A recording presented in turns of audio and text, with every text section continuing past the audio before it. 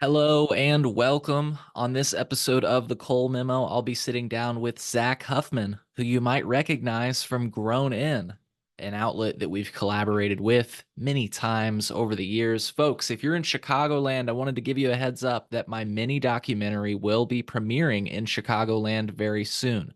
I'm displaying my screen right now. If you can't see my screen, go to colememo.com/minidoc. And from there, you can buy tickets to see my mini documentary premiere in Chicagoland. Once again, that'll be on September 18th. The party starts at around 5:30 p.m. The show starts around 6 p.m.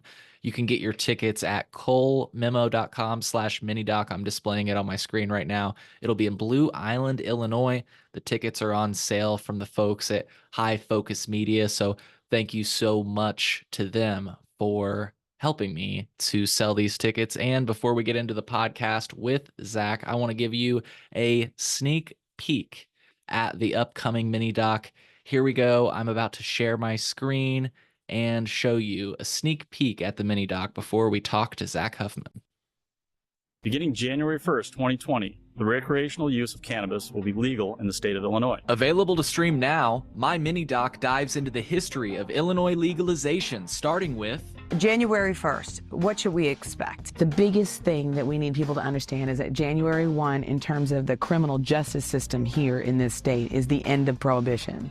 See how Illinois missed its chance at real cannabis reform with key failures, including the fact that the program includes regulation on possession limits. So people can still be arrested for possession. And I want to highlight that in its first year of legalized recreational marijuana in the state of Illinois, they arrested 3 times as many black people for possession than any other race. We've run into so much cannabis, we've run out of places to put it. I've represented people and taken their cases through the court system who got charged with more serious crimes only because the police said that they smelled cannabis. And not because the police said you have illegal cannabis, or not because you have too much cannabis, or not because you're high on cannabis, but because I can smell it and that's it. Attorney goes, he understands that he can't be smoking and his cannabis flower shouldn't be open. And I was like, I'd like to say for the record that I was not smoking and my flower was not open. So that's where we're at right now in Illinois, and I hope it changes. Start watching now at colememo.com/minidoc.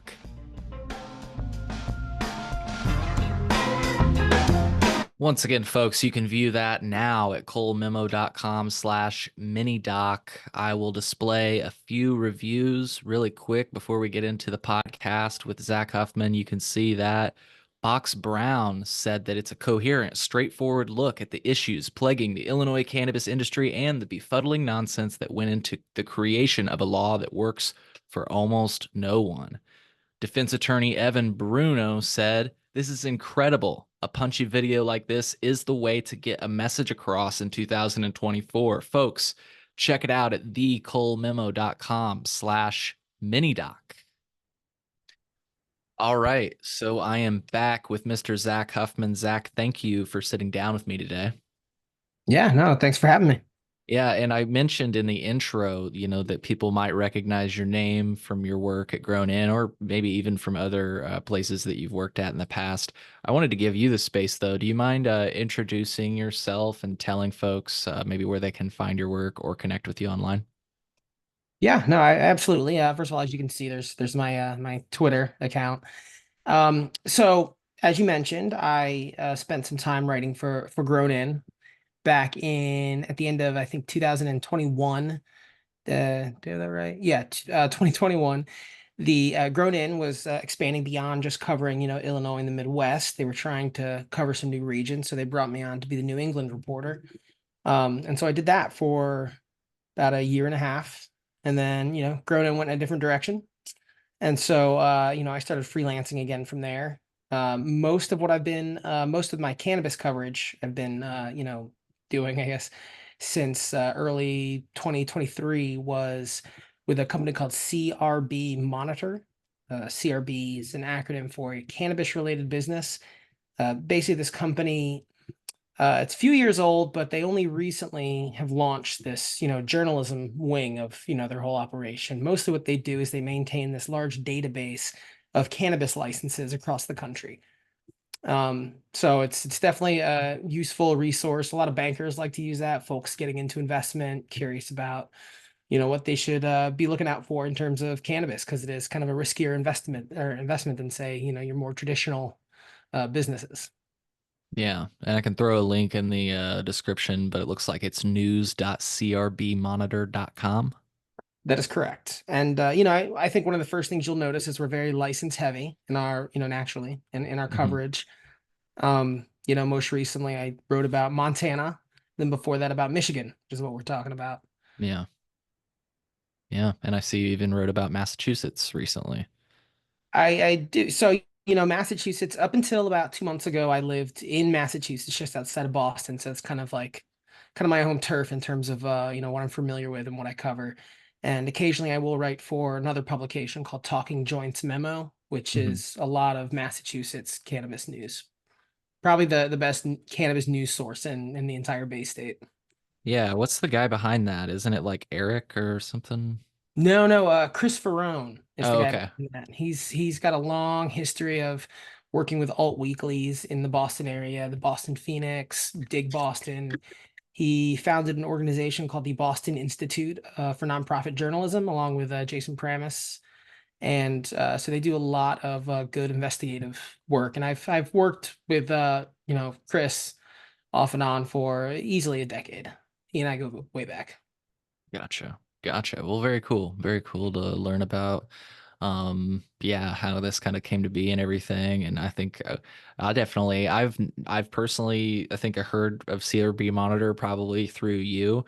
But I'll have to definitely keep them in my list of, references, because I can already just see at a glance there's a lot of good information. And like you said, we came on today to talk about one of your recent stories, and I just wanted to give you the floor. I'm displaying it right now.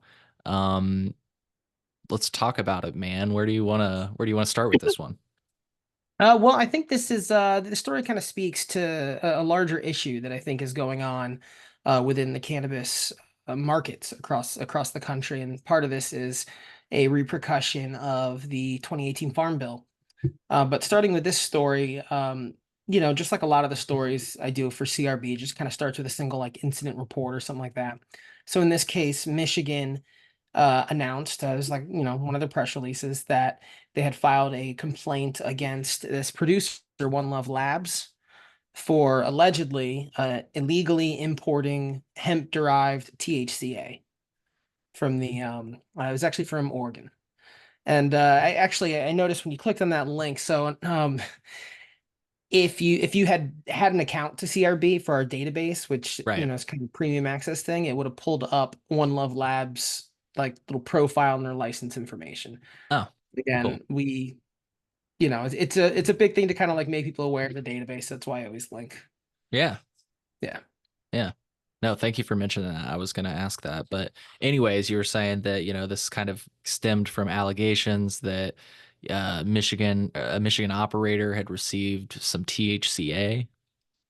Yeah, so they receive some THCA crystal, which is isolate, and essentially what's going on with this practice is, if you're a producer in Michigan, or a processor, I should say, if you're a processor, primarily what you're doing is you're receiving biomass or flower, bud, whatever you want to call it, from a cultivator if it's not your own, and then you're going to take that, you're going to turn it into, say, a vape or an edible or whatever.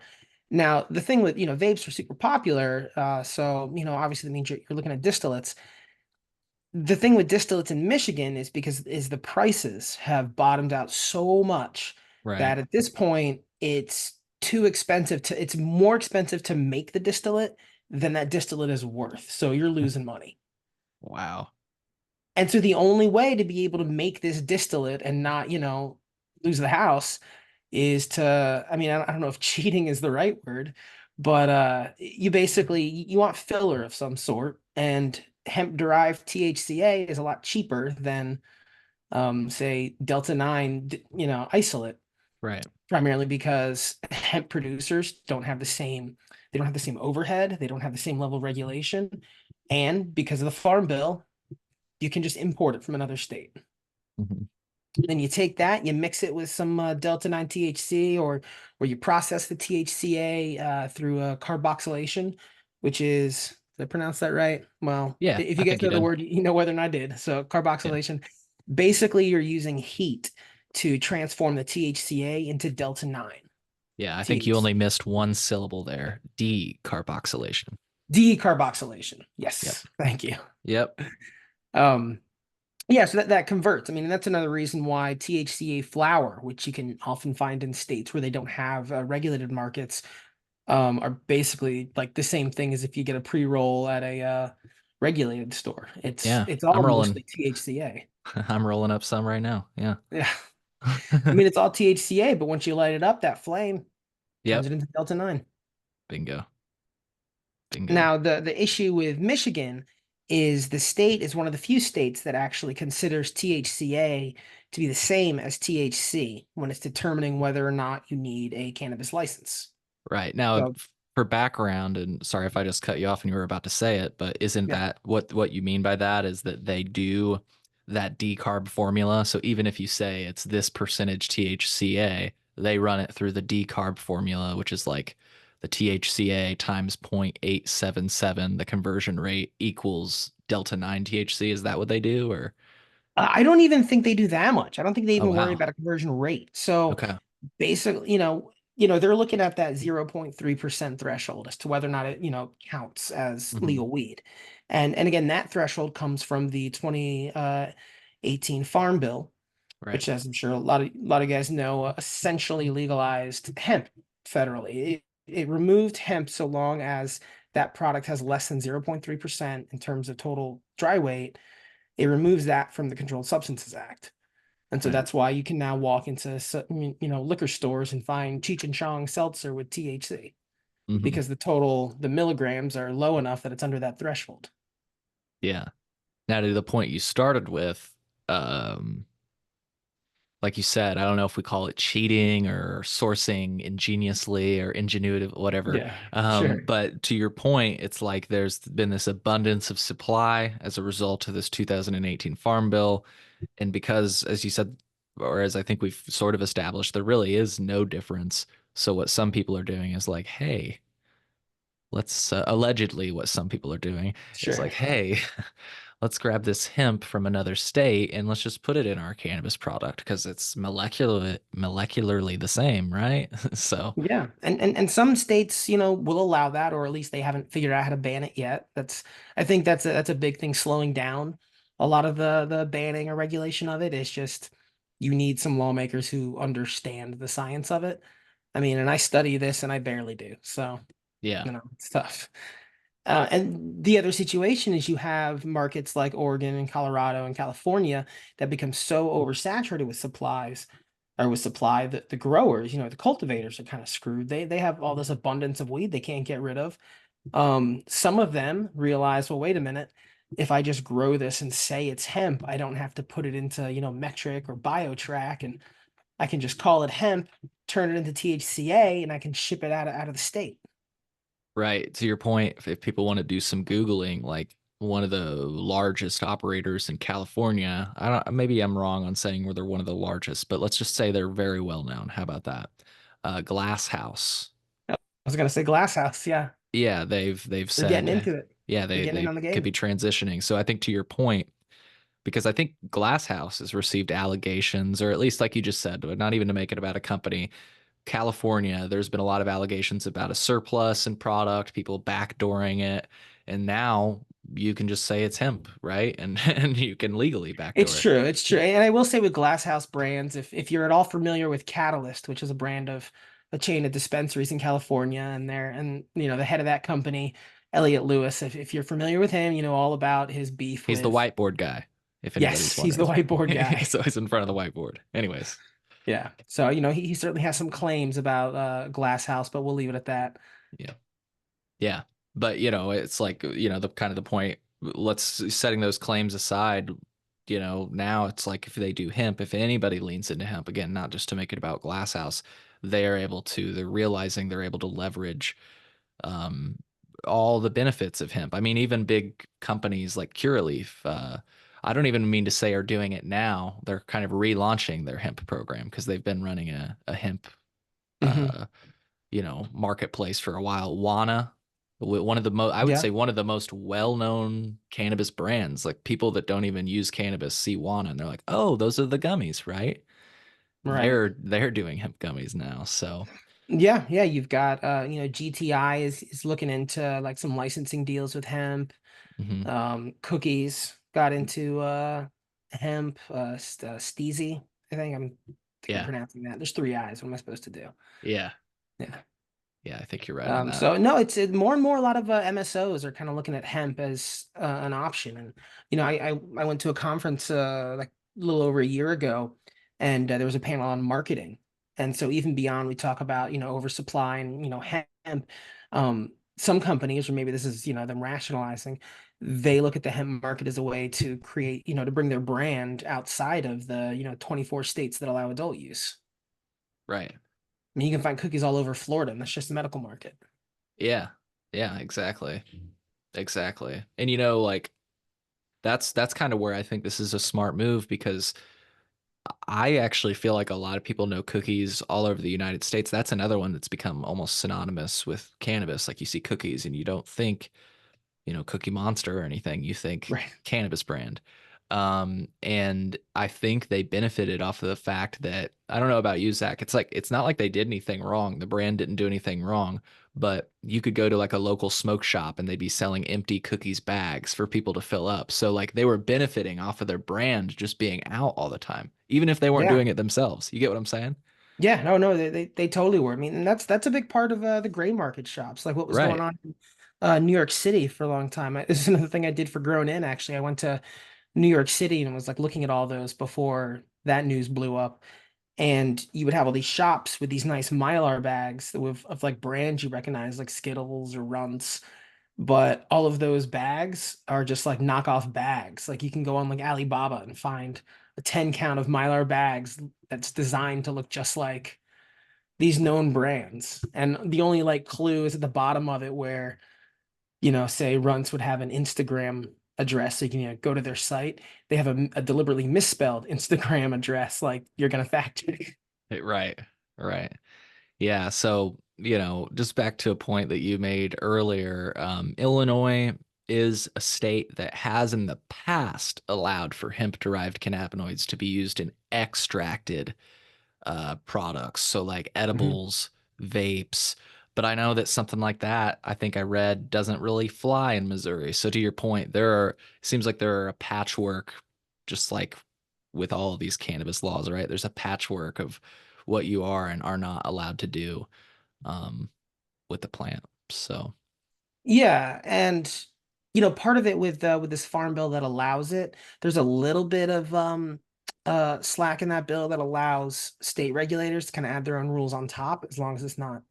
I can't remember if it sometimes that's used as an argument as to whether or not a ban is legitimate, but it right, seems like a rule like what Michigan has is specific enough that it doesn't, run afoul of any sort of court rulings, in yeah, just that it, considers THCA the same as THC. And if you have, even if it's hemp derived, it's got to come from a licensed Michigan producer and it's got to be tracked. I mean, those are mhm, the two big things. Got to come from in-state and it's got to be in the case of Michigan, metric. yeah. Yeah, it's super interesting to see that they seem to have not only solved this problem, but I just read headlines, and I'm not trying to take us on too much of a tangent, but that Michigan is like the number one cannabis market in the nation right now. So not only have they seemingly solved this issue, like you don't hear about hemp shops like you do here in Illinois or in Florida or whatever. Like you don't hear about that in Michigan because, like you say, it's just not going on. So not only have Yeah. they solved that issue, but they've solved the issue. It seems like from a consumer perspective, where there's not a huge gray market. People are choosing to buy legal. It's kind of crazy to see what Michigan is doing. You know? Yeah, I mean, anecdotally, I've heard Michigan. So, what Michigan experienced, as you know, is they kind of blew up a little too fast. Hmm. And one thing that kind of contributed to that is when it came to licensing and cultivation licensing, Michigan allowed growers to basically stack licenses. So if the biggest license you can get from Michigan is one that allows 10,000 square feet of canopy, you could stack that. So if Oh, I want wow. more than 10,000, I'll put 5 licenses on there. Now I can grow 50,000 at my warehouse. And so when that started, just the supply blew up. And I mean, you can track the prices and just kind of see that downward slope there. Mhm. And so as producers try to find ways to make money, not only were they cutting corners or looking for, say, hemp-derived isolates or whatever to kind of pad out their offerings, some of them also, I have heard, often distillate would go out the back door, because that's another tricky thing to track.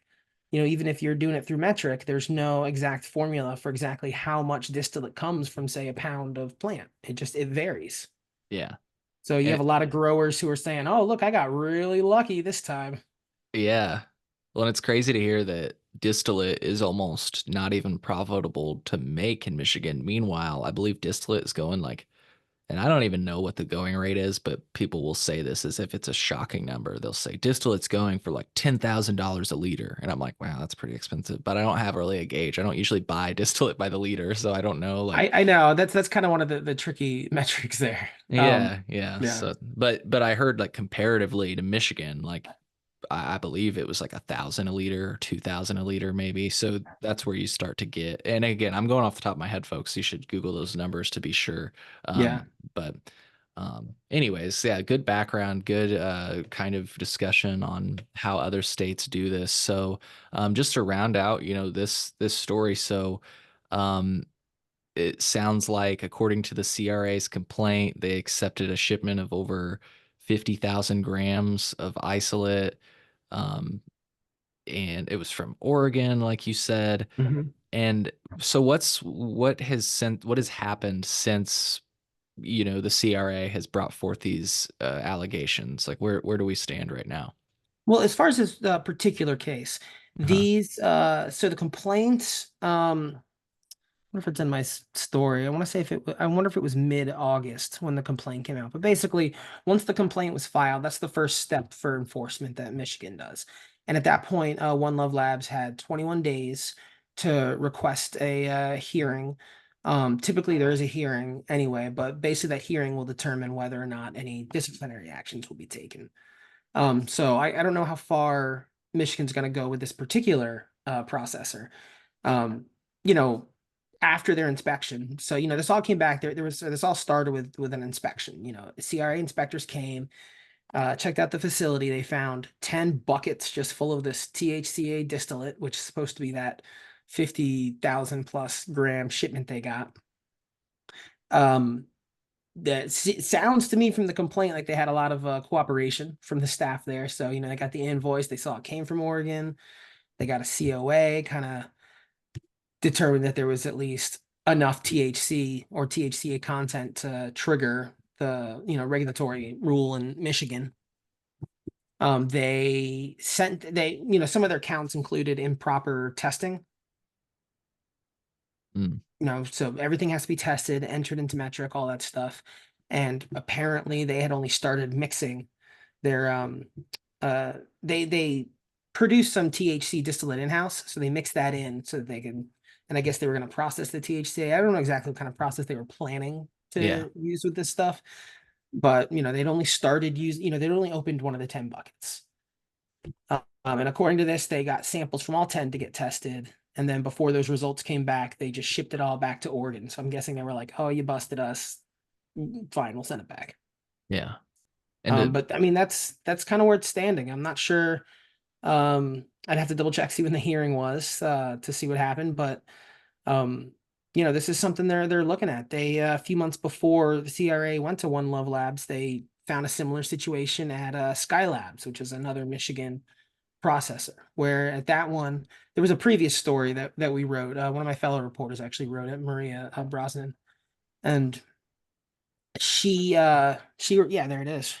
So in this case, it came from Colorado and it had a testing COA from California. Hmm.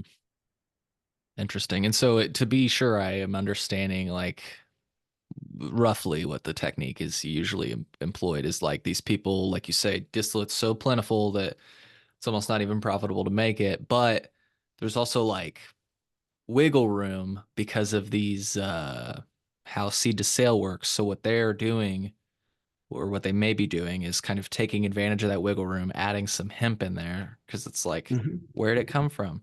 And then all of a sudden they have more product and they didn't have to pay as much to make it. Right? Is that it? Right. I mean, you don't necessarily have to enter into metric how much profit you're making off of this. I mean, maybe there's enough data to like figure that out, but you know, basically that's what it is you're ostensibly claiming that this is a more expensive product than it is because you got cheap hemp. Yeah. Yeah, your inputs were cheaper. Yeah. This is interesting. And you know, one of the things that I've always said, because again, this is going on in Illinois, you know, some companies even list it, like actually GTI. If you look on the back of their Incredibles in Illinois, I've posted this on my social media, you'll see the BioTrack label. And you'll see on the ingredients right to the left of that BioTrack label, they list hemp derived extract. Like, and that they're not alone. Many people do that in Illinois. From what I understand, like most infused edibles, if they're not made with remediated products, they're made with hemp derived cannabinoids. And so it's like, you know, they're not taking their premium nugs out of their canopy and using that for their edibles. Like it's actually, you know, and it's important to add this context. I think somebody that's in cultivation science made a really interesting point, because when you talk about this the way that I'm talking about it, a lot of people can think like, oh, all that's in edibles is trash. No, that's not what I'm actually saying. I'm just trying to be factual about it. But what's important to point out is like your tomato paste, your tomato sauce, your different like tomato-based products. I'm just using tomatoes as an example. This can actually be applied to most anything that we make products from, but tomatoes are an easy example. They're not making those products using the beautiful tomatoes that are often on display for you that you buy for slicing. In fact, most of those products, ketchup, all that stuff, are made using the ones that aren't. They don't want to have on the shelf.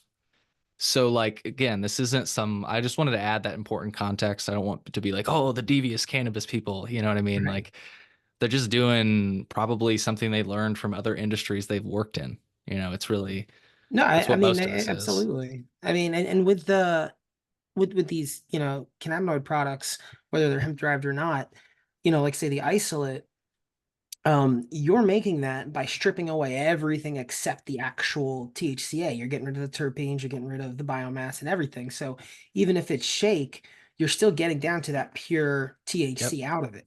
Maybe it takes more biomass than if you had a premium nug. I don't know, but that's a different situation. I feel like different conversation. I like to say, even if it's hemp too, you know, so you said even if it's shake, but even if it's hemp, you know, if you derive that from the plant, obviously we can get into the nuance of like when you derive CBD and then convert it to THC, that's different. I'm talking about like, you know, but anyways, that's just you know, what it really comes out of all of this, and I'm glad we like got into this part of it, is like, it's interesting. I think in this story that you wrote, some of the batches that they cooked, correct me if I'm wrong here, some of the batches that they prepared did fail testing. Yeah, so the first sample they made mixing their in-house with this isolate still failed for, I believe, solvents. Yeah. Yeah. And so one thing that I was wondering, and I don't know what the case was, I almost wonder if maybe this company, maybe they had a bad batch of a distillate that they made. Yeah. They knew it couldn't pass a test. And so they thought, well, maybe if we dilute it, we can get past this test. Yeah, I mean, because so that's a the possibility, threshold. but I'm just speculating. I have no idea if that's what was going on. But I mean, that could be another scenario where a processor considers, you know, mixing something in. Yeah, I get your point there. Yeah. And, you know, Michigan's not the only state that has this going on. Missouri has been trying to deal with this as well. They have what they call an inversion problem. I was about to ask you about that. And I guess, yeah, to kind of ask you, I want to give you more space on Missouri, because I've actually heard about that from, I think comic artist Box Brown made a comic on that Yeah, inversion I'm pretty sure case. he has. Yeah. So shout out to them. Check them out if you haven't, folks. But I guess, yeah, asking kind of with all states, you know, one of the things I've been asking people about this is like, I mean, as long as it passes, what's the issue? Like if it passes state testing, That's the interesting part of this conversation that I feel like we're not having, because it's like I said, it is happening in states like Illinois. I'm racking my brain right now. I cannot think of other ones off the top of my head. I think Oregon used to have something where you could do, I could be wrong, where you could do stuff with hemp, and now maybe you can't. But my point is, like, if these products can pass testing, it's like, especially in the case of Illinois, where we say we have the most stringent testing standards in the nation, it's like, let them let them sell it if it passes, right? You know? Yeah, yeah. And when you're dealing with something as pure as isolate, once you convert that THCA to Delta 9, it's almost impossible to tell the difference. Yeah. So Missouri, there the same things happening, and can you give me the highlights? Yeah, so the big news item from Missouri would be Delta Extractions. Delta Extractions is a big company. I believe they're based in Missouri. It's been a while since I wrote about it. I think about a year. But what was happening is you had this one company that was making all of the, or not all, but a ton of the isolate and distillate that was being used by other Missouri companies to make their finished products. And then it turned out Delta Extractions was getting a bunch of their material from Colorado, and it was hemp. And I don't know if that was that specific, reason was why Missouri was cracking down on it, but basically, Missouri had a bunch of these huge recalls preceding them shutting down Delta Extractions for basically importing this hemp-derived product. Gotcha. Yeah, if people want So to yeah, read that, about that was that. that was when inversion became the term we were seeing, because everything you hear about with new adult use markets is the problem is diversion, right? Like we want to make Right. sure that's why we got to track it. So now inversion means it's coming in. That's so interesting. That's so interesting, especially as some states literally have laws on the book for diversion when that becomes legal. Yeah. California and Oregon, I believe, both do, for export, as they would call it. So yeah, if folks want to read that, I'll have this linked in the show notes. Looks like your story from about 12 months ago. The headline, if you're trying to Google it, is Missouri's cannabis regulator faces audit amid product inversion crisis, and it's on news.crbmonitor.com. So, well, Zach, what's the other story that you said you recently wrote? I know that we had just planned to talk about hemp, but if you want to talk about your recent story, it's about Minnesota. Oh yeah. This is kind of a very standard type of article that we Sure. tend to do for CRB. This is just waiting for the adult use licensing going on. So right now in Minnesota, as you know, they have legalized adult use. They've kind of put together the regulations that will govern the market for adult use, which always has to come in between legalization and for sales. Right now in the state, they actually have a lot of hemp. They got to news. I mean, they were in the news a couple years ago when some lawmakers passed a bill that allowed hemp edibles and beverages into the market. And so that's why now if you check out a lot of the different hemp beverages that are available nationwide, a bunch of them originally came from Minnesota. Hell yeah. Just 'cause they kind of got a leg up on some of Well, the they regulation. like codified the farm bill at the state level. Isn't that the right Yeah. way of saying it? Yeah. Yeah, that's super cool. And primarily for edibles and beverages at the time. Right, right. So right now there are only two operators in Minnesota. You've got GTI and you've got Vireo Health. It's Vireo literally right in growth. front of me. I don't know why I'm looking at my notes. Here you go.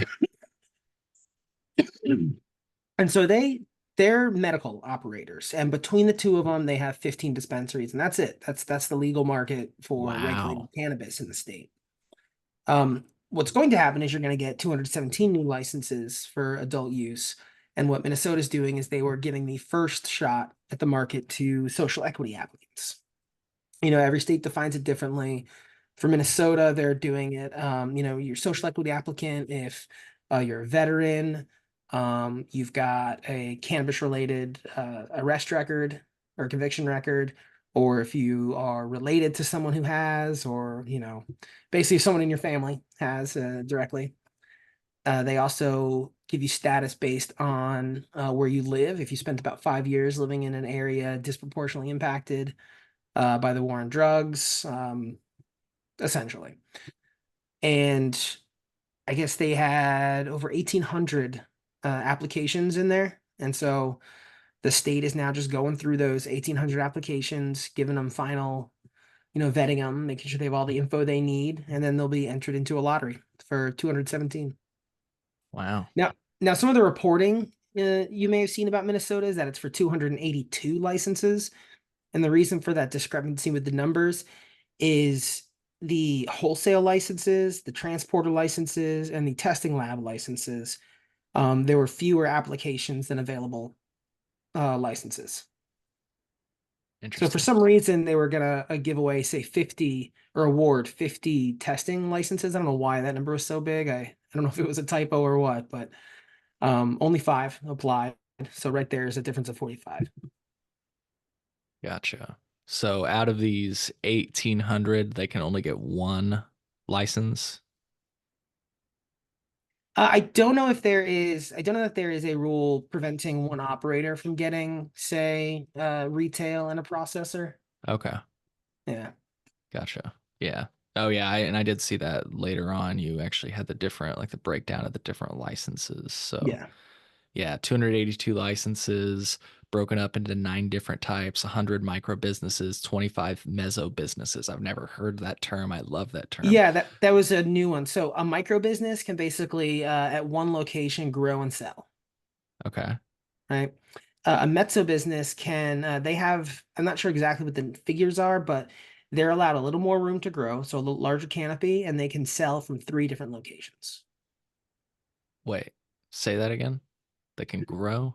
So a micro business in one location, they can have a Yep. grow site and they can sell on Right. site. So, like you go to, say, a brewery where they'll Yeah. sell you beer on site. A mezzo business is allowed to have 3 retail locations. So Okay. basically some satellite locations. Mm-hmm. Very interesting.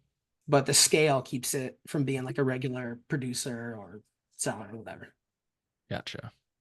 And then you got your 13 cultivators, 6 manufacturers, 38 retailers, 20 wholesalers, 20 transporters, 50 testing facilities, and 10 delivery services. That's cool. They'll have delivery. Yeah, it looks like delivery applications account for 8.5%. Retailers, micro and mezzo businesses account for about 85% of all applications. Very interesting. Yeah. Wow. This is going to be cool. And so they are also going to be a state that is launching cannabis, adult use cannabis. They've codified the farm bill, or they've found some way of addressing it, let's just say. In this case, they've codified it. It's very interesting, and you got to wonder if that's the way states do it going forward. As you said earlier, it's like these states have been grappling with how to do it. In fact, Illinois, we just went through our swing and a miss on a hemp ban, and the way they were kind of structuring it was just that if you sell cannabis at all, like any cannabinoid, you must be licensed under the Cannabis Regulation and Tax Act, which I think would have actually worked because it's similar to what Michigan did. And a notable thing that I thought was interesting was that I don't think we would ban online sales. The legislator was asked about that. And from what I've heard, it's this idea that you can regulate your interstate commerce. Yeah, hold on a second. Am I saying that right?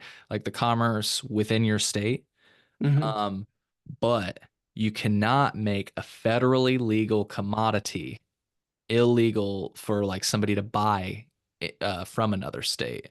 And I think that's why our lawmakers weren't going to touch that. Is that what you were talking about earlier, where they struggle like how to do it with or were you referring to maybe something different? Yeah, I mean that certainly is. I mean, it's definitely a challenge. I mean, just looking at the Michigan case, they don't speak at all to taking any sort of action against this company in Oregon. Technically, right. I guess I don't know if that counts as Oregon violating any rules. I mean, they weren't a licensed producer in Michigan. and they don't have a, the complaint noted this, they also lacked a Michigan industrial hemp license. See, that's what I was about to say. If you could see the gears turn, and I was like, if somebody in Illinois did something like that, like there are, I would say in the way in which they would be punished in Illinois, at least, obviously not Oregon, but just to, there's got to be some similarities here. It says in Illinois that you can't sell hemp, especially quantities like that, but to another hemp licensee. And it doesn't have to be like an Illinois hemp licensee, just somebody else that's licensed under a state program for hemp. Obviously, that gets a little shaky though, because it's like some states don't even have that. Well, I mean, I'm not surprised that states would be less inclined to worry about product leaving their state. Right. Yeah. Yeah. But anyways, yeah, that's sounds like we both aren't sure exactly on that. So, but it's a interesting, kind of concept and story. Again, just my layman understanding of it, I believe that if they tried to ban like online sales, that would be violating the Dormant Commerce Clause. Again, that's an armchair. I'm not a legal professional at all. People Google that. Yeah, so yeah, that's definitely what the concern is. And Mhm. there's a lot of concern about how the Dormant Commerce Clause applies to cannabis in a lot of different ways. There's a case going on right now out of Massachusetts involving Canna Provisions, which is based out of Massachusetts, as well as Verano, which is a big MSO. Yeah. And they are attempting to argue that the Dormant Commerce Clause should allow cannabis companies to move product across state lines. That's kind of a bold assertion. Um, but one of the foundations of their case is that this was a similar case was tried, I think 15, 20 years ago in terms of medical cannabis. Mm. And at the time, I believe it went up to the Supreme Court. And at the time it was the ruling or the argument was made that, or let me backtrack, the opinion that came down in this case essentially said that, well, since there aren't that many states that have adopted this medical cannabis market, it's hard to make the case that this is an acceptable business practice federally. And so now, what in this new lawsuit, what they're saying is, well, it's a lot has changed in that time. We've got 24 states that have legalized adult use. Is it like 37 that have done medical? Basically, most states have at this point at least have medical. And so they're saying, well, now it is clearly accepted, and I think you need to reconsider this.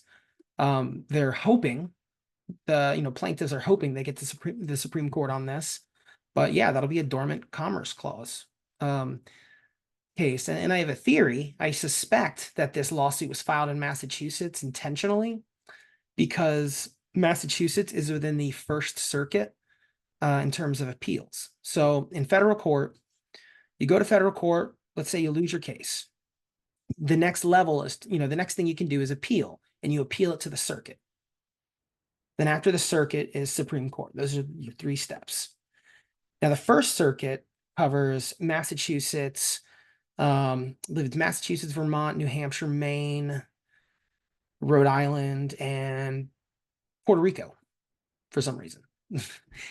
And there was a case a few years back out of Maine where I think it was Theory Wellness. I'm pulling names out of my ass from like 3 years ago, but basically a Maine-based medical cannabis provider wanted to sell to a larger MSO.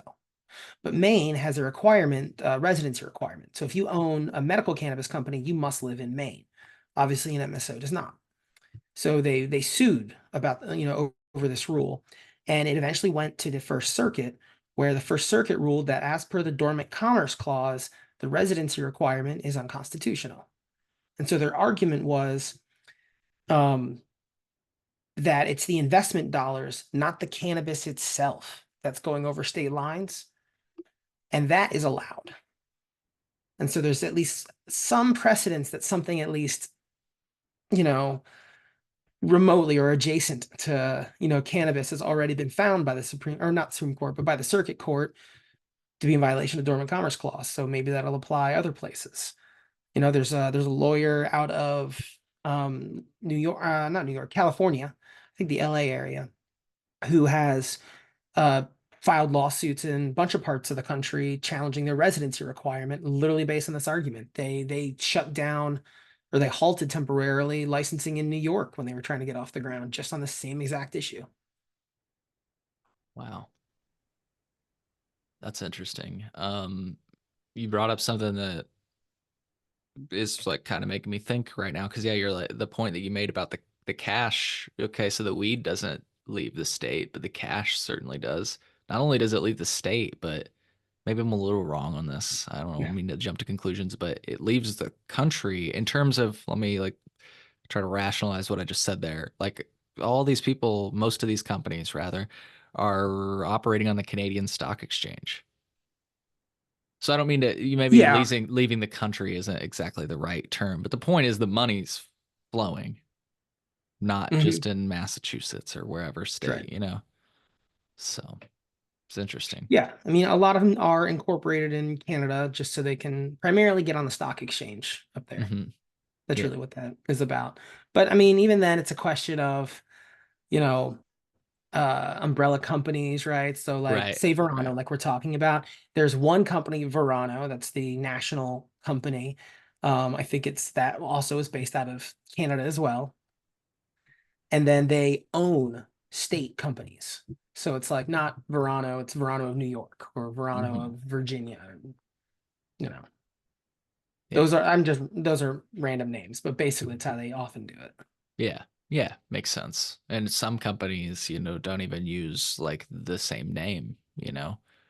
Right. Sometimes they use the same name, sometimes they don't. Sometimes they acquire other companies and just leave those other companies' names. Right. It's really confusing sometimes when you find that. You're like, what is this? You Yeah, know? there's one instance of in Virginia where it was one company that was going to be transferred to MedMen as part of some like settlement when a deal like died before MedMen itself died. But the MedMen name was still attached to it, and then a third company is now owns it that isn't MedMen. So it's like Verano owns like MedMen from like GTI or something like that. That's funny. That's Yeah. so interesting. Well, is it mainly cannabis that you cover? I didn't even think to ask you that until just now. Like, do you do drug Mainly policy nowadays. or? I mean, I spent a lot of time covering lots of different stuff in the Boston area primarily. I've done hyper local news, you know, real estate development in the downtown areas. Like, you know, this 200-story building is gonna piss off the residents because it'll make things windier, you know, that kind of stuff. Sure. I cover the courts for Courthouse News for about 5 years. So that's also that really helps when it comes to me, you know, covering a lot of these court cases in Yeah. cannabis. Mostly like nowadays, I mostly write about cannabis. I'm starting to do a little more. You know, I got a story that's completely not cannabis related that I'm working on from Massachusetts on behalf of the Boston Institute for Nonprofit Journalism. I'll let you know more of that when I have more of a story to tell. Yeah. And yeah, so, you know, I mentioned I no longer live in New England. You know, 2 months ago, I moved just outside of Nashville, Tennessee. So I'm now in the bizarro world of legal weed, Yeah. where there's no legal medical here, there's no legal adult use, but there are shops that call themselves dispensaries where I can get a $30 eighth of THCA flower. Yeah. How's that been? Do you shop for it or?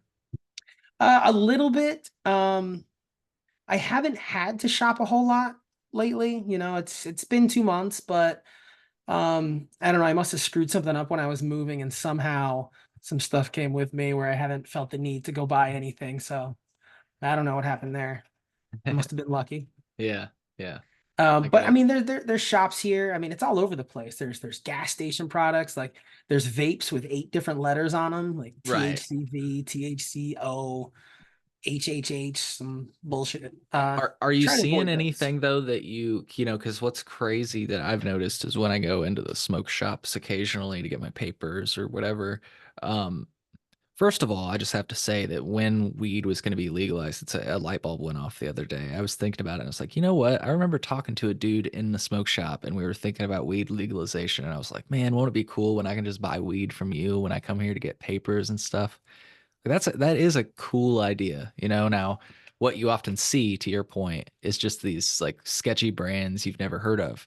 But what I'm starting to see, and this is what I wanted to ask you about, is brands I've heard of. I'm like, they sell those in the dispensaries. Like I saw Incredibles the other day by GTI, like in the smoke shop.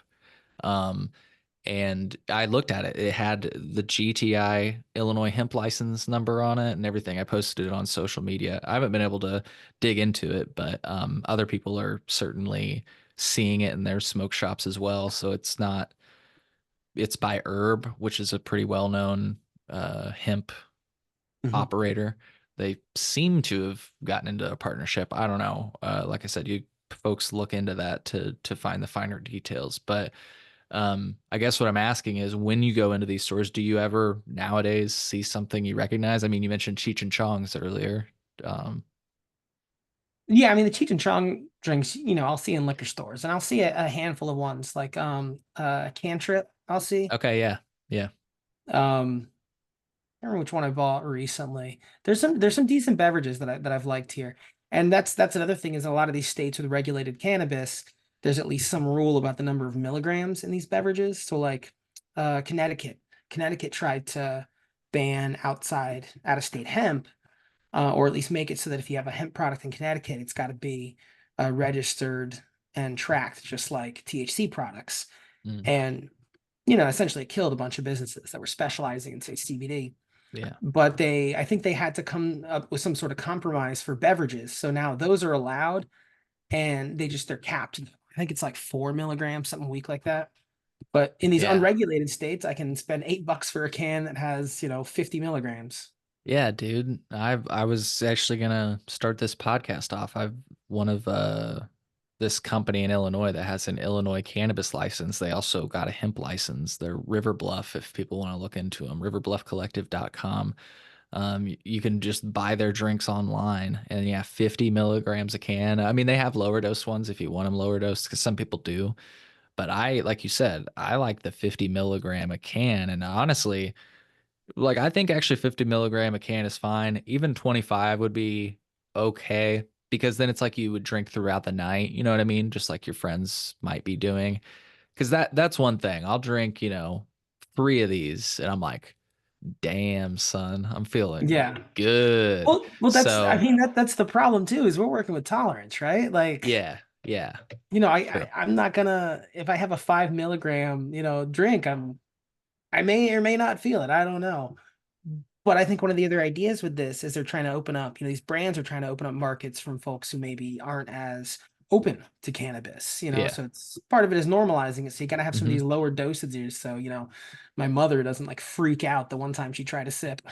Right. Well, and that's what I love is that, yeah, they do, not only the company that I just mentioned, but then most people are going for lower dosed beverages. And yeah, exactly. Like I got several people, I go to this thing every week, and people, they'll drink alcohol and they'll smoke cigars. But whenever I step out back to smoke weed or whatever, they ain't trying to join me. So like I brought these drinks, and I was like, hey guys, just saying, put it in the community fridge. Got this flavor and this flavor. They're 4 milligrams a can. Sip on it, try it. And you know what? 3 people tried them the first night, and then I came back a few weeks later, and it looked like others had some. So it's like, and what I noticed by somebody that did try it, as you just said, it was so much more normal, because they had been, they grew up sipping on alcohol, and they know how to like titrate themselves that way. They don't know what a small hit is, like it's hard for people. So like Right. when you sip and kind of go off your feeling, like you say, I just think it's a great way to introduce normal people to the product. Yeah, yeah, definitely. Though I'm Like still my not gonna grandma knock tried when it. people go on the other one. Nice. You know what I mean? Yeah, Um, yeah, yeah, totally. what'd you say though? You're Um, not gonna knock in the other direction though, it's if you it's go good to have these higher? lower doses, but I'm definitely happy we have the higher dosage. Oh yeah, dude. I'm all about the higher dosage. Like I went to yeah. I went, another story I did for Grown In a while ago was after New York legalized cannabis, but before they launched their market, Yeah. there was a handful of places on reservations that opened up their own cannabis shops. Basically, the reservations are sovereign. They're essentially sovereign. but it's Yeah. kind of like this. They agree to like adhere by most state rules and laws, but they're allowed to do things like sell weed without it being an issue. And so, I had heard there'd been this explosion of businesses. And so this would have been fall of 2022. So I drove up to the St. Regis Mohawk Reservation. Hmm. I believe it's also known as Akwesasne in the Mohawk language. Apologies if I fucked that up, but the reservation is along the northern border of New York State and Canada, and it actually straddles both sides. So you can cross into Canada without going through any sort of you know, border guard checkpoint, without a passport, any of that. You can literally just go right over, no issue. And in Canada, of course, it's federally legal. Hmm. And so there's just an explosion of shops there. And there's one stretch of the highway, Highway 10 in New York, that cuts across the reservation. And it's about 10 miles long. I might be wrong about the name of it being 10, but it's definitely 10 miles long. And I counted about 30 dispensaries along that one strip. Wow. It's just packed. And I found a shop on the Canada side of the reservation where there was a juice bar inside this dispensary. And I spent maybe $5, $5 Canadian, so like $4. Got like a 32-ounce mixed drink, like a cherry sweet like drink, no alcohol, but you can pick the dosage in there. And you can pick from like as low as 25 milligrams to up to, I think you go as high as 1,000. Wow. Nice. See, that would be cool. And I ended up going up to 100, and that was good for me, but that was quite delicious. Yeah. But you bring back like a bottle of 1,000. That's like bringing back some moonshine, You just Yeah. pour a little bit in the drink every once in a while. See, moonshine, that's a little more the language of where I'm at now in Tennessee. Uh-huh. There you go. Yeah, speak the language. Yeah. So wait, are you telling me that if I go to this reservation in New York, I can technically cross the border without using my passport? You Like you can. can't leave obviously and get into Canada probably, It's but it's trickier to do it with a car. okay. I tried to do it with a car and wasn't able to find a path. But there's the St. Lawrence River. You can get across that on a boat. And one thing that was interesting is I went to two different dispensaries that are literally on the water, and they had jetties, and Wow. little docks. And there was, well, one had a completed dock, the other was building it. And I just walked in there and I said, "Oh, hey, I noticed you're building that dock. Is that so you can just bring in weed from Canada just over a boat?" And they said, "Well, yeah." Like that's That's exactly cool. why I'm doing that. They're they're not even hiding it. That is so cool, man. So like did you take your car on a boat or did you just get on a boat? I didn't get on the boat to cross the river, but Okay. it's already Canada when you're on that side. Mhm. I just couldn't get from that part of Canada to, the rest Right. of Canada. I understand. I understand what you're saying. Very interesting. That is so cool. Did you so you said you reported on this, right? It was for what outlet? Was it Cronin, that Ronin? was Cronin. Cool. Cool. I'll have to try to find that story and link it. So that sounds super cool. Did you take any pictures or anything? Yeah, I Or definitely if did. or if you have something, I can make it so that you can share your screen. Let's see. It actually ended up being a two-parter. But this was I'm going to send you in the chat here. Thank you. Yeah, that sounds so cool. So since they're sovereign, they kind of operate sovereign of New York and Canada. Correct. Wow. Yeah, so there's a link to the Good for first one. them. And yeah. That's cool. All right, I'll share my screen for folks that want to find the story. What were you about to say, Zach? Oh, I said that there was actually something interesting there too, also about say rules and sovereignty, is there are two different authorities that cannabis operators kind of refer to when they say if they're allowed to operate. There's the accepted authority of that's the Cannabar. That's it right there. Wow. So you're saying the accepted authority? Yeah, so they have the or elected authority on the reservation. And when I visited, they had approved, I think 10, 11 different license holders, and that's it. Now, Huh. historically, there are 3 sets of what are called longhouses, which is like real old school tribal like governance. And so there was a number of shops I went to where they were like, no, the longhouse says we're good. And so there's a conflict as to who ultimately has to approve these businesses, but they're already open. Interesting. Man, I love it. It's just a cool time we're living in, dude, isn't it? Like that, is that part of, I mean, it sounds like you consume as well, but that's got to be part of why you cover cannabis, right? Just because it's actually a really fun, it's like a break from the madness topic, you know, low stakes for most times. Yeah, I mean it is. It's something that I didn't seek it out. I was between jobs and grown in. I saw that they were hiring someone and I said like, well, hey, I smoke enough weed to at least know what it is. Hell yeah. And Nice. so I applied and I've long been trying to, get into business reporting. I feel like there's not enough critical eyes in business reporting. Yeah. I'm not always pro business, but I'm also not trying to report from a soapbox, but that's how it is. Sure. And Sure. kind of the way I've always looked at cannabis reporting is you often I often see reporting broken down into like basically 2 camps in terms of the reporters. You've got a lot of folks who are really talented, excellent, seasoned business reporters who may or may not have much experience at all with weed. Mm. They don't necessarily know the culture. And then you've got other folks who are, potheads. They know the culture in and out, but they're not as seasoned when it comes to actual business reporting. And it suffers. And Yeah. so I always try to kind of like straddle those two, straddle that line. Try to be the Yeah. Venn diagram of that. Well, that's where I'm coming from. You know, sometimes like I just had somebody reach out to me the other day and they were like, aren't you an investigative journalist? And I was like, whoa, whoa, whoa. I was like, no. I mean, I always try to bring it down a peg and say, like, I bought this microphone, you know, weed was about to be legal in Illinois. I wanted to start a podcast. It's like pretty easy to do that, folks. Like, you know, and that's really all it is. I have no like credentials by any means as far as reporting goes. And I just talk about, you know, what I see, and I oftentimes loop in a lot of actual reporters like yourself and you know some of your former colleagues like Mike Fouché, Brad Spearson. They helped a lot over the years. You know, people from the Chicago Sun-Times and Chicago Tribune.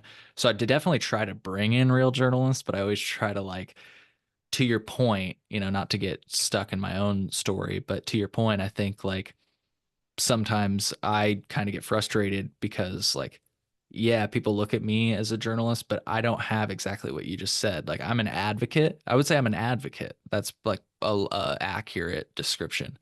But to say like journalists, like I don't have those like foundations like you have or others have, where they know, you know, they know where how things move through the system and such. If you follow me, you know. Yeah, yeah. No, it's definitely So useful to yeah. be able to follow those threads. Right. Yeah. Yeah. Because and you know, but here's the thing though, I will say, you know, just as a parting thought to this, you know, close out this loop, I've learned a lot about the political process through being and becoming like a passionate advocate, you know, like Sure. before when people told me how a bill became a law, it was just like whatever. But now that it's like important and I know like how this could you know we could move policy. It's like wow, this is Yeah. really fascinating. You're So no if longer going back and referring to Schoolhouse Rocks on that one. yeah, exactly. So, but anyways, man, I digress. It was really fun to talk with you today. Yeah, absolutely. I really enjoyed our time. I did too. Folks, check out the show notes. I'll have Zach's social media, the stories we discussed today, and anything else that I can think of that I referenced during the show in the show notes. Zach, any parting thoughts? No, I think we got it. I think weed's not going anywhere, but hemp definitely isn't going anywhere. It's grown too big to fail at this point. Yeah, that'll for sure be interesting to watch, and I look forward to maybe I'm sure the next time we connect we'll have more hemp stuff to talk about and cannabis, Right of course, on. right? So, all right, well, folks, I hope you found as much value in this conversation as I did. Zach, once again, it was a pleasure. Thank you This is all again, and mine. folks, we'll see you on the next episode. Take care.